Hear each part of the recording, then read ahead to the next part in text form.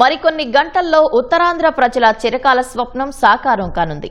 మన్యం వీరుడు అల్లూరి సీతారామరాజు పేరిట రూపుదిద్దుకున్న భోగాపురం అంతర్జాతీయ విమానాశ్రయాన్ని ప్రధాని మోదీ జాతికి అంకితం చేయనున్నారు. అతిపెద్ద రన్వే, అత్యాధునిక హంగులతో నిర్మితమైన ఈ ప్రాంగణం అంతర్జాతీయ సేవలకు సిద్ధమైంది. జిఎంఆర్ సంస్థ పీపీపీ విధానంలో దీనిని నిర్మించింది.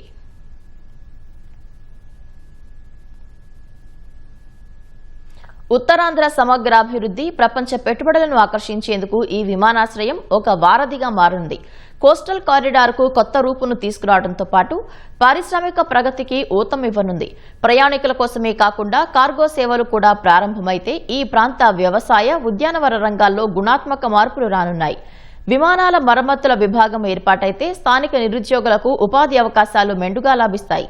ఈ ప్రయోజనాల దృష్ట్యా రాష్ట్ర ప్రభుత్వం ప్రారంభోత్సవాన్ని ఒక మహా ఉత్సవంలా నిర్వహిస్తోంది.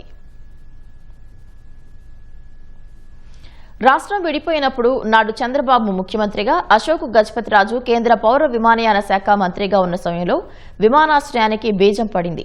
ఉత్తరాంధ్రలో 3 ప్రాంతాలను పరిశీలించిన కేంద్ర నిపుణుల బృందం చివరకు భోగాపురాన్ని ఖరారు చేసింది. ఆ తర్వాత ఫైళ్లు శరవేగంగా కదిలాయి. అయితే భూసేకరణ నోటిఫికేషన్ విడుదలైన సమయంలో తీవ్ర రాజకీయ దుమారం రేగింది. అప్పటి ప్రతిపక్షం వైసీపీతో పాటు పలు పక్షాలు వ్యతిరేకించాయి, న్యాయస్థానాలను ఆశ్రయించాయి. అయినా అప్పటి ప్రభుత్వం భూసేకరణను ముందుకు తీసుకెళ్లింది. ఆ తర్వాత అధికారంలోకి వచ్చిన జగన్ ప్రభుత్వం భూసేకరణ పరిధిని తగ్గించింది.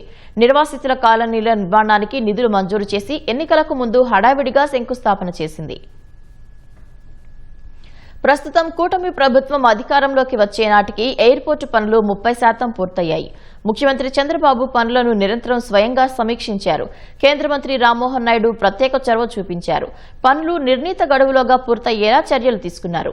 ఈ మహాక్రతువు వెనుక సుమారు 7 గ్రామాలకు చెందిన 1465 మంది రైతుల త్యాగం ఉంది.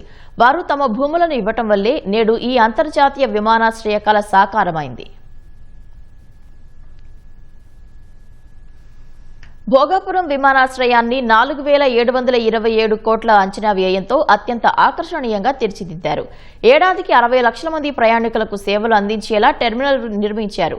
అంతర్జాతీయ స్థాయి ఎయిర్ బస్సులు, భారీ విమానాలు సైతం సునాయాసంగా ల్యాండ్ అయ్యేలా విశాలమైన రన్వే ఏర్పాటు చేశారు. ఉత్తరాంధ్ర సాంస్కృతిక వైభవం ఉట్టిపడేలా అద్భుతంగా నిర్మించారు.